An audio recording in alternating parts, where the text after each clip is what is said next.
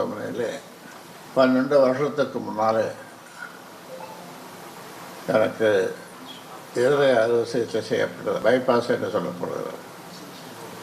அதன் பிறகு அந்த இரத்த குழாய்கள் எந்த நிலையில் இருக்கிறது என்று பார்ப்பதற்காக நானே வழியே சென்று மருத்துவர்களை செய்ய சொன்னேன். ஒரு குறையும் இல்லை என்று சொல்லி அப்போவே அனுப்பிவிட்டார்கள். அந்த ஒரு நாள் இருந்துவிட்டு மறுநாள் நான் வீட்டிற்கு வந்து விட்டேன். அப்பொழுது தமிழ்நாட்டில் இருக்கிற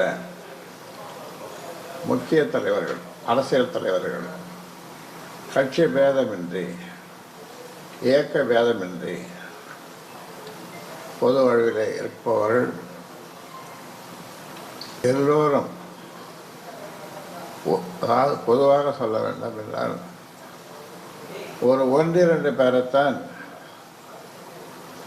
அவளிடமிருந்து தொலைபேசியில் எனக்கு வாழ்த்து சொல்லவில்லை அல்லது நேரில் வரவில்லை. 1-2 பேர் தான். ஒட்டு மொத்தமாக நீங்கள் பார்த்தால் ஒரு 82-83 பேர், அவ்வளோ பேரும் நலம் விசாரித்தார்கள். நேரிலே வந்து தொலைபேசியில் நலம் விசாரித்தார்கள். எல்லா கட்சியை சேர்ந்தவர்களும்.